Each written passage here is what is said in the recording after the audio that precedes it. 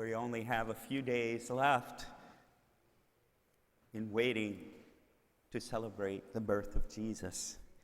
And so I'd like to share with you a meditation upon Joseph and Mary in that time of waiting and leading to the birth of Jesus. Although we started our journey early, it took often.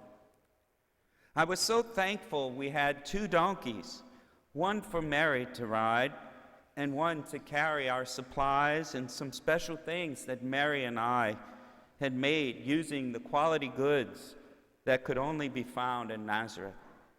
I planned to sell them to make money for our return and to provide a better future for our son. We were finally arriving in Bethlehem, none too soon, as I could see on Mary's face that she was in pain and very tired, but she never complained. We should have enough time to get settled before nightfall. Mary got down and sat near a well as I fetched some fresh water and began to ask where we could find lodging. "Go, you must hurry. There are so many people in town that it will be difficult to find something," said an older man sitting near the gate. He pointed the direction to go. I gave the water to Mary and could see she was still in distress. I told her to stay there and I would come for her when I had found something.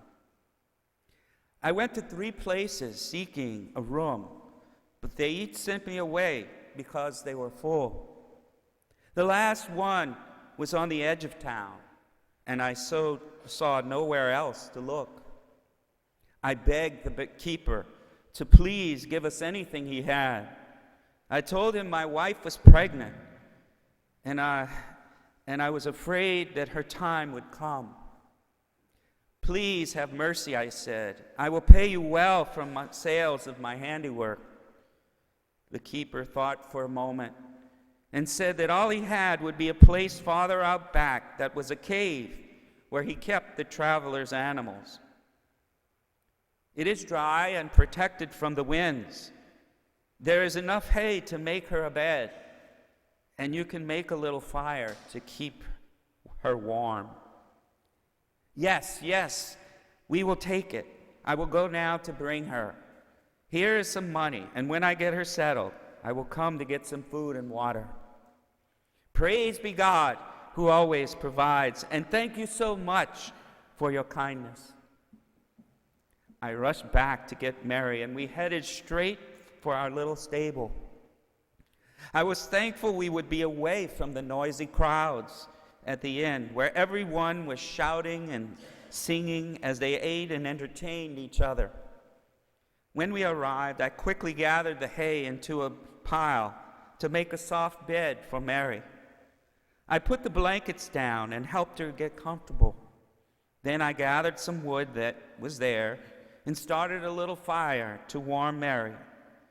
It was starting to get dark as she finally seemed a little more relaxed. I quickly unloaded our supplies and put the donkeys in another corner. I whispered to Mary that I would be gone only for a short while to get some food and fresh water. I asked if she would be okay alone. "It is safe, and I won't be long." She nodded her head with her eyes closed, so I kissed her forehead and was off to the inn. The innkeeper laughed as I came in. "Good evening, Joseph. I saw Mary as you brought her in. She does seem quite round. I hope that she will be comfortable enough there. Let me know if there is anything you need." Yes, I have come to get some food and water. She is resting now, but she was in pain and breathing heavy. Is there a midwife you can send for? I know nothing of these things. Of course, I will give you some hearty soup and some fresh baked bread. I'll have my wife send the midwife to you. May God be with you too and your baby on this blessed night. I brought the food back to the stable, and Mary sat up to eat. I sat down next to her, and we thanked God for the food. I told Mary that the Lord our God had provided a quiet shelter away from the noise and bustle of the crowds. He has given us food and water, and a midwife will come soon to visit, so all will be well. After we ate, I put my arm around Mary and sang a little song for her. Come, O little one, come this day and with us stay.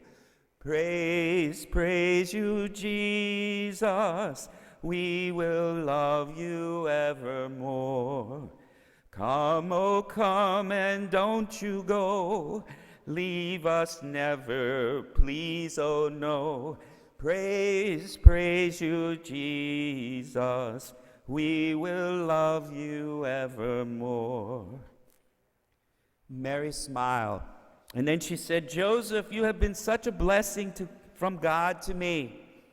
I knew not how I might live out my vow of virginity for God without you also promising celibacy and taking me as a spiritual wife.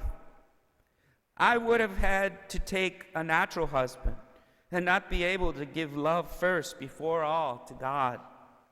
I am happy to love you and care for you and your family. You are such a just and holy man also. I could also ask for nothing better.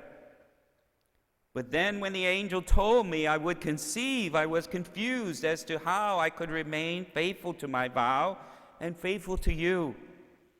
But the Holy Spirit came upon me as Gabriel said he would.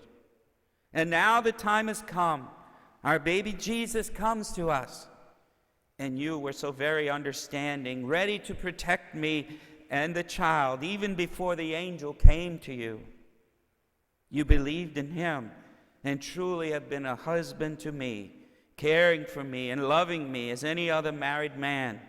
Truly our little family will be blessed and loving. I replied, yes, Mary, you have been such a blessing to me also. You give me courage with your faith and trust in God. I will protect our family, and God will guide us and provide for our needs. I will teach our Jesus to be a just man, how to use his hands and mind to show his love for others. And you will teach him to love God and to keep him first in all things, ready to say yes to his will. Come, O Jesus, come. Come to us and we shall play. Praise, praise you, Jesus. We will love you evermore. Evermore with us you'll stay.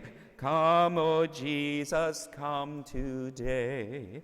Praise, praise you, Jesus.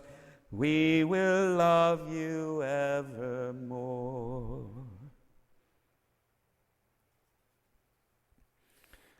So we can reflect on the blessings that God has given to us as we have invited Jesus to come into our lives, and how he is calling us to show his love to others, what our role, what our vocation in life is at this point in our lives. We must prepare our hearts, prepare our souls to receive Jesus once again, as we receive him each time we come and celebrate the Holy Eucharist. Jesus is alive and present. He gives himself to us.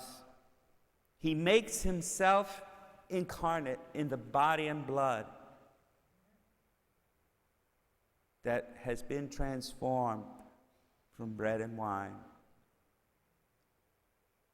The love of Jesus remains. Let us receive it and be ready to share it each day.